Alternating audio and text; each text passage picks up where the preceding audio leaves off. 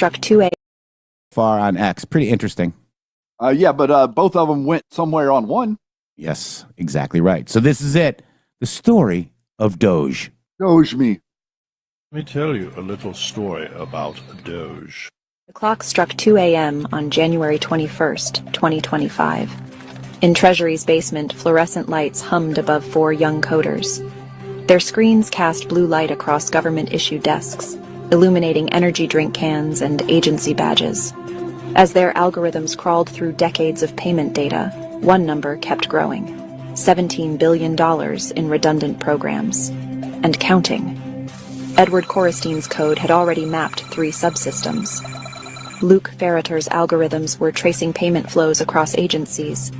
Ethan Chautran's analysis revealed patterns that career officials didn't even know existed. By dawn, they would understand more about Treasury's operations than people who had worked there for decades. This wasn't a hack. This wasn't a breach. This was authorized disruption. While career bureaucrats prepared orientation packets and welcome memos, Doge's team was already deep inside the payment systems.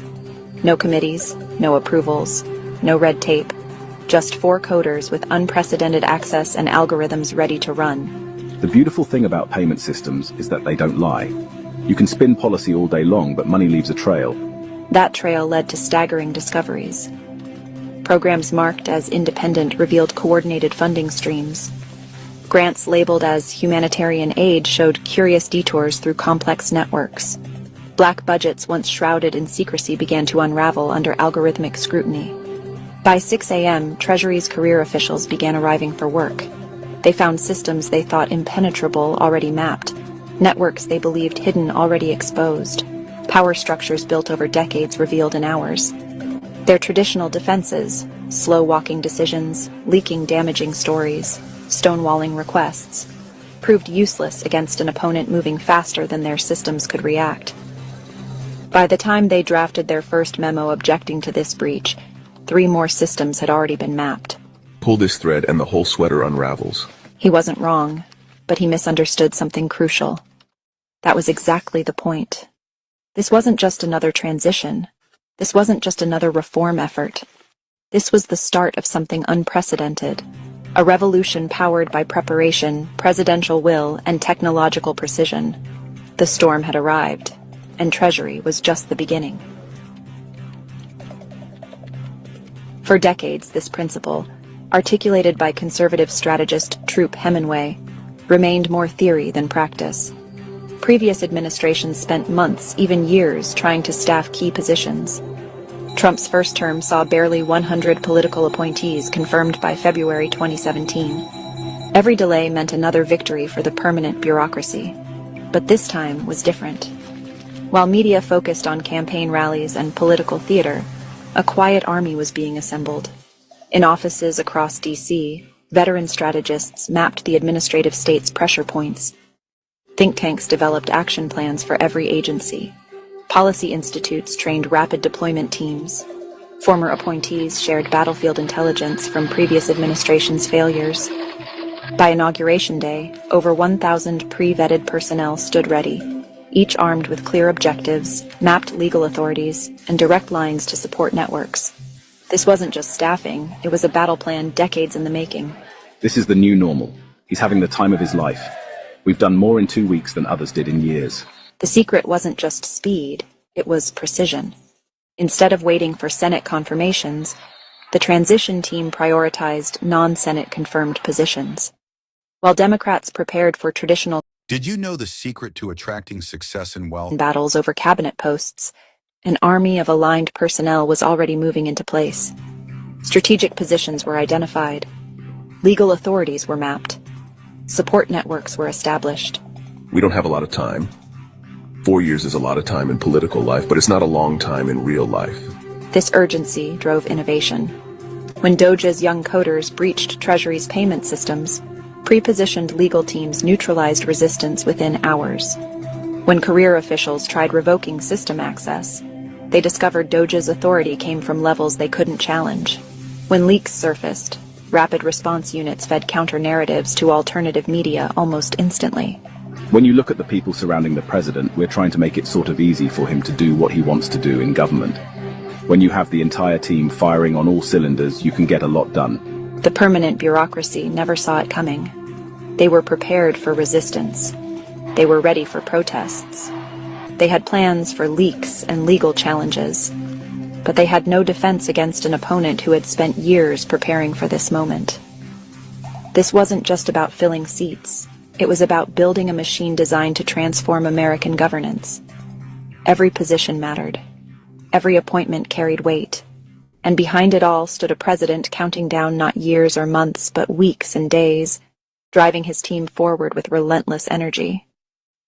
The foundation was set, and the revolution was just beginning.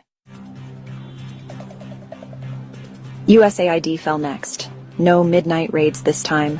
No secret algorithms, just a simple memo on agency letterhead. Pursuant to executive authority. Career officials panicked, and for good reason. Created by executive order in 1961, USAID could be dissolved with a single presidential signature. No congressional approval needed. No court challenges possible. Just one pen stroke, and 6 decades of carefully constructed financial networks would face sunlight. Pull this thread, and a lot of sweaters start unraveling. The resistance was immediate and telling. Career officials who had barely blinked at Treasury's exposure now worked through weekends to block Doge's access. Democratic senators who had ignored other moves suddenly demanded emergency hearings. Former USAID officials flooded media outlets with warnings about institutional knowledge loss and diplomatic catastrophe. But their traditional defenses crumbled against Doge's new playbook. While bureaucrats drafted memos about proper procedures, the young coders were already mapping payment flows. While senators scheduled hearings, pre-positioned personnel were implementing new transparency protocols. While media allies prepared hit pieces, Doge's algorithms exposed decades of questionable transactions. The scale was breathtaking. EPA climate initiatives, not just mapped, found unauthorized programs in 47 states. Education's DEI maze, not just exposed, revealed coordination across 1,200 programs.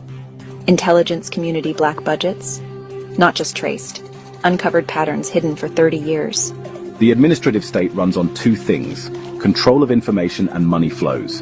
We're not just exposing their networks, we're rewriting their DNA. The cracks began showing in unexpected places. A career EPA director, tears streaming. Everything we built. A USAID veteran, hands shaking, they're inside all of it. A Treasury lifer, closing his office. They move faster than we can think. Across Washington, officials who had weathered every reform since Reagan began quietly updating LinkedIn profiles. A deputy director, open to opportunities. An agency chief, exploring new challenges. A bureau head, time for change. Doge's algorithms weren't just programs, they were archaeology tools, excavating decades of buried networks. Each data point connected to another. Each discovery revealed new targets. Each pattern exposed larger systems. It's beautiful, like watching a galaxy map itself. For the permanent bureaucracy, this wasn't just change. It was an extinction-level event. Their power came from controlling who got paid, when they got paid, and what they got paid for. Now those controls were evaporating like dawn burning away darkness. The pattern was devastating in its simplicity. Map the money flows, deploy aligned personnel, expose the networks, restructure the systems. By the time bureaucrats drafted objections to one breach, 3 more had already occurred. The revolution wasn't just spreading, it was accelerating. The first bulldozer arrived in Springfield, Ohio, at 6 a.m. on a Tuesday. By noon, 3 blocks of notorious potholes were filled. Local news crews arrived to find not just construction crews, but data analysts with laptops, mapping every dollar spent against real-time progress. This wasn't just road repair. This was revolution in action. The woman grabbed the analyst's arm, tears in her eyes. 12 years. 12 years I've been calling about these potholes.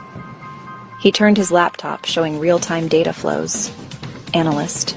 Look, your tax dollars. Actually working. She stared at the screen. My God, it's really happening. Across America, funds once lost in administrative mazes suddenly found their way to actual problems needing solutions. In rural Tennessee, broadband expansion projects long buried under bureaucratic red tape broke ground overnight.